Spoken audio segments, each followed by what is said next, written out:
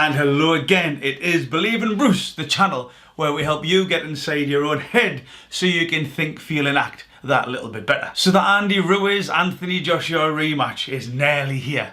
It's just around the corner. And one psychological environment, one mental thing that may present itself, I want to talk about today, and that is performance anxiety. But before I do that, if you like what I do, please subscribe, give me a thumbs up, join me at Twitter and Instagram as well. But more importantly, please comment below. Please comment below and let's have the crack about what I'm saying, because although I'm talking about performance anxiety in the relationship between this boxing fight between two fighters, a lot of what I'm going to talk about here, you may get some learning from yourself. You may be able to apply to what you do in your daily life. And that's the purpose of this Believe in Bruce channel.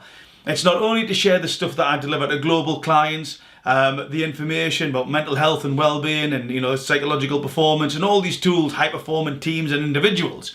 It's about giving you that information if you haven't got access to these type of programs, so you can say, that can work for me, or that might work for somebody else. And it's to share the love. Now, performance anxiety is generally associated with it's generally associated, or the phrase that we use in society around performance in the bedroom. But performance anxiety itself is any anxiety that can be unhelpful that affects your performance in whatever you are doing. And performance anxiety may be a huge factor in this rematch for both fighters, Andy Ruiz and Anthony Joshua. Now let's just talk about anxiety itself first. Let's give some context to the conversation that we're going to have here.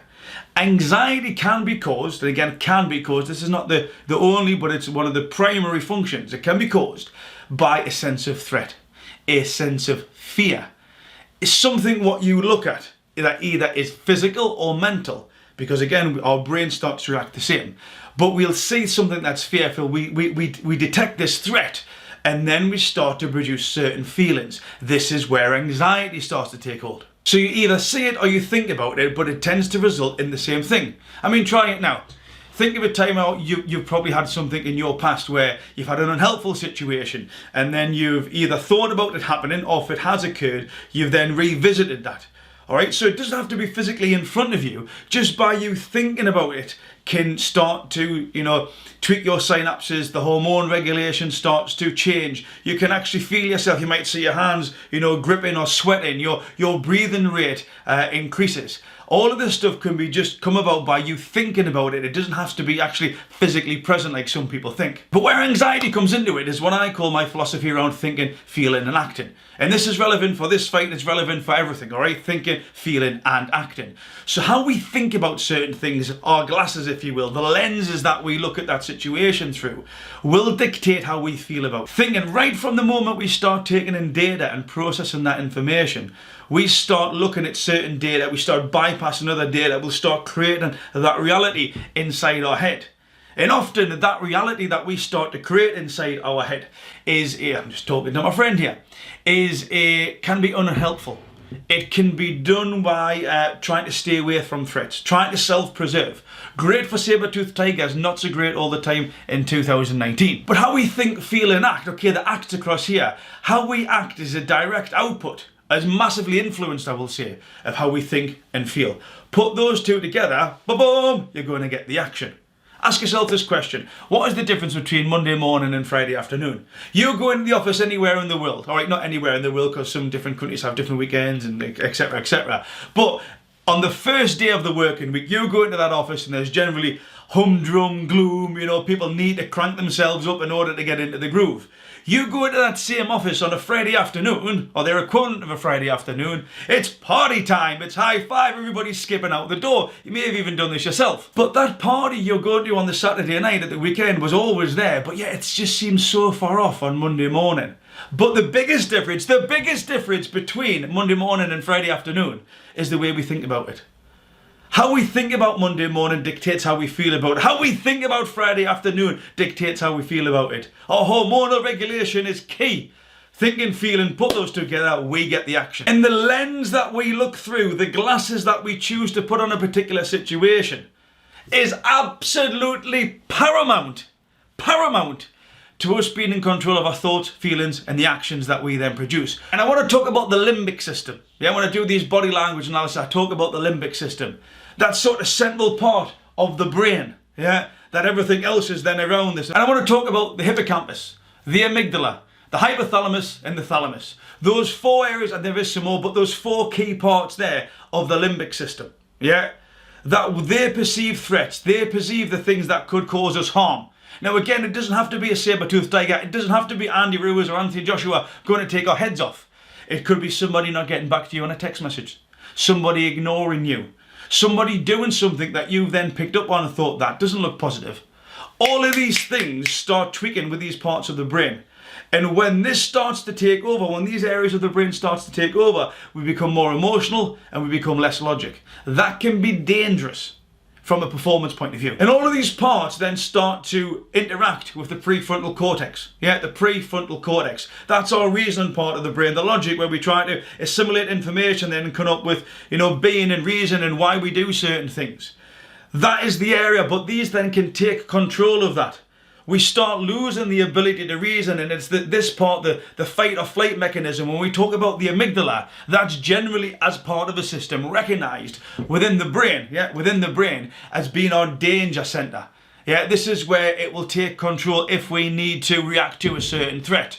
So, and when you react to a certain threat, again, it may be a threat, it may be danger, however you classify danger is very individual to you. But the amygdala is going to be so important in this fight because that is where we have control or we don't. That is where we will stick to our tactics or we don't. That is where we could revert or see the boxers revert to type. Now it's interesting here because I need you to note not to look through this lens as you, but maybe as a boxer, because this is a context that we must appreciate.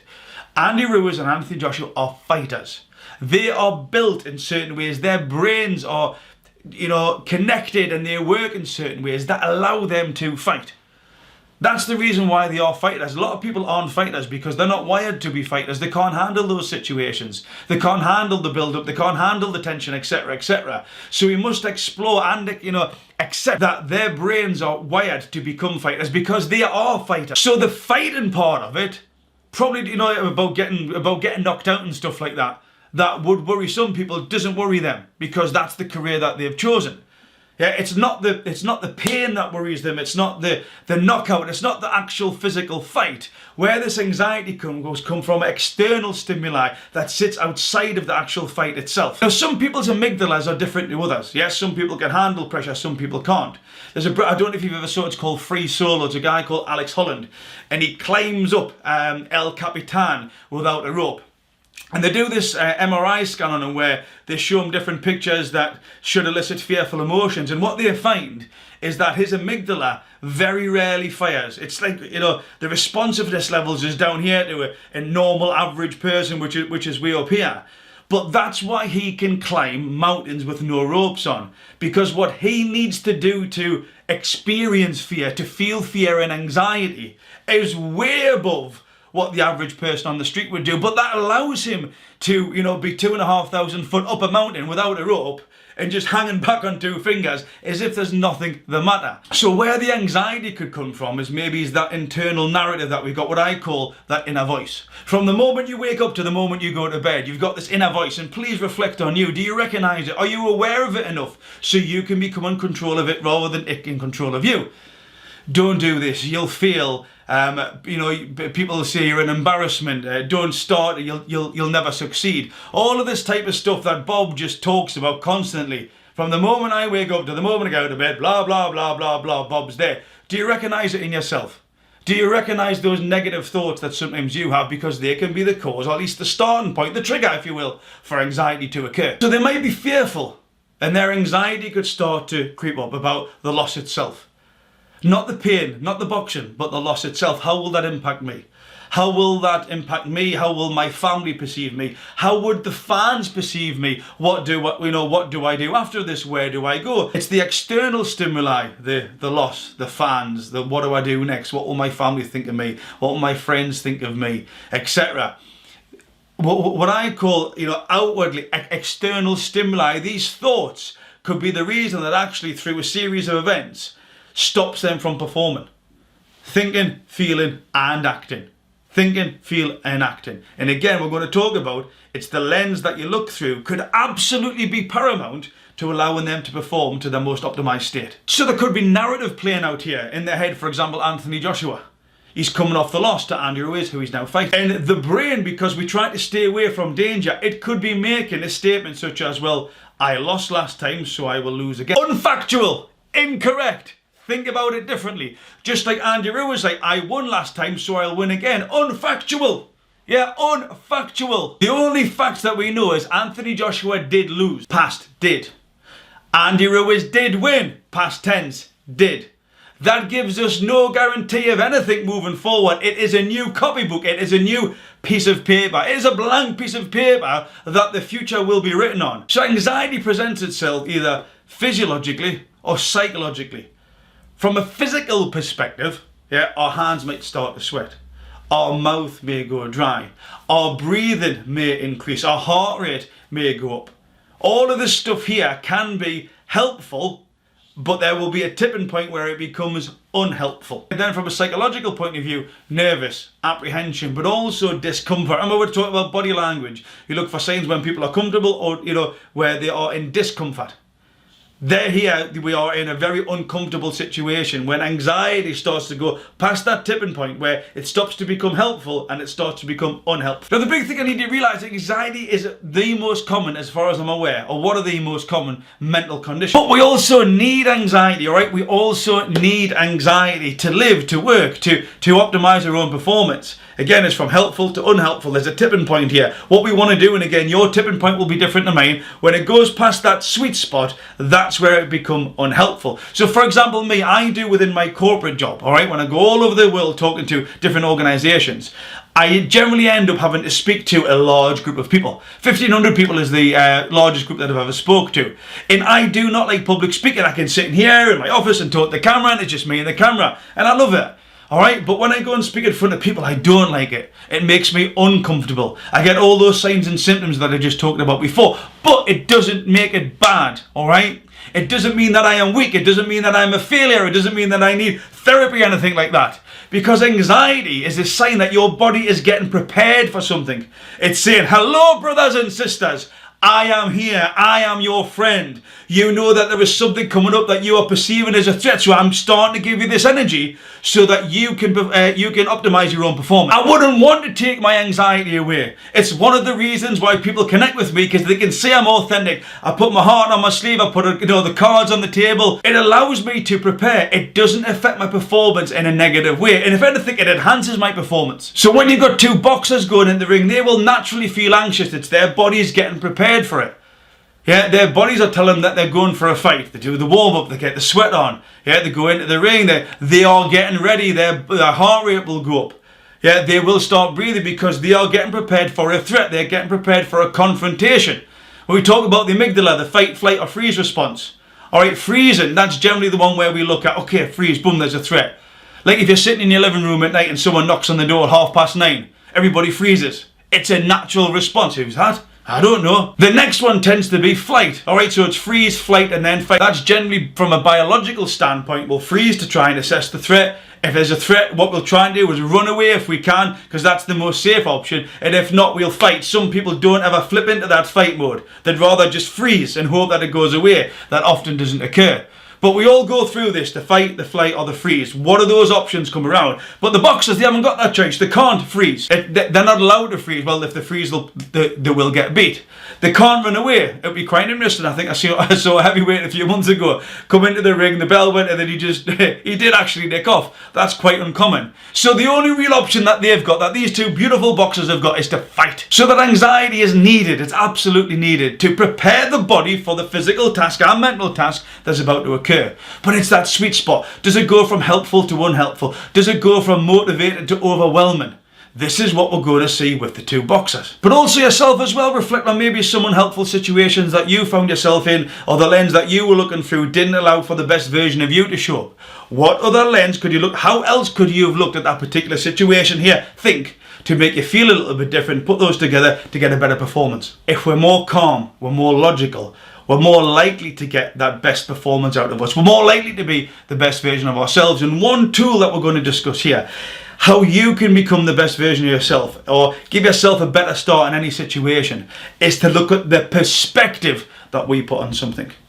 How am I looking at it now? How else could I look at that? So think, all right, what other angle could I take? So if I'm thinking about something fearful, if I'm thinking about something negative, how else could I look at that? Not to be, totally optimistic about it, because that can be just as dangerous as being pessimistic. But the idea is, what other angle can I put on this to make me feel a bit better, to allow my performance to increase? So an example would be about the crowd and all the millions of people, let's get ready to rumble. The issue with the crowd is that you could be playing a narrative like, oh, I'm going to look stupid. Public speaking. In fact, I'm going to do a separate video on public speaking, because it's something that resonates with me, because I do it on an almost daily basis. But the crowd itself, if I lose, this is what they're going to think. The people on the TV, if I lose, this is what they're going to see. All right, but that's the negative angle to put on. But let's look at the facts. All right, let's actually control what's going on inside your head here.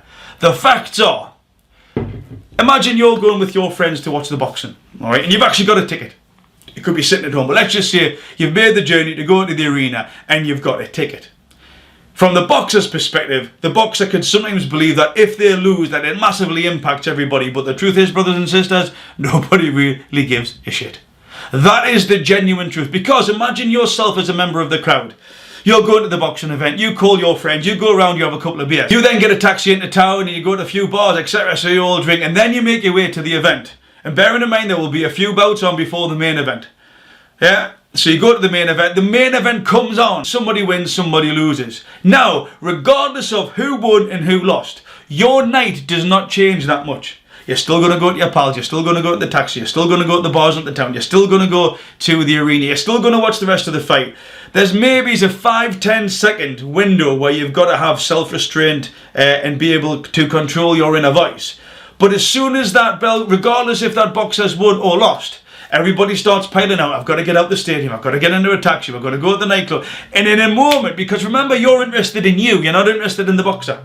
And this is what I'll be telling the boxers. If that, just one example of, well, what happens about all them people watching worldwide? Nobody really gives a toss. Their night, regardless if they win or lose, or who wins or loses, won't be effective. Yes, we might, oh my God, they've lost or whatever, but it's fleeting. It's in the moment, and then you're straight back to what's important to you. The crowd or the people watching, when you look at it factually, is not that much of a deciding factor, because nobody really cares, but we actually think we give them too much credit for the importance that we put on it. But really, that's a factor that's minimal. Maybe 5 seconds after the decision, people, oh, I can't believe he's won, or yes, he's won. But then, boom, they're straight back into what's important for them. And again, it's a bit like that checkout assistant example that I give people. So have you ever been in a queue for, Asda, Walmart, Sainsbury's, wherever you're watching this? I know this is going global, believe in Bruce, taking it real.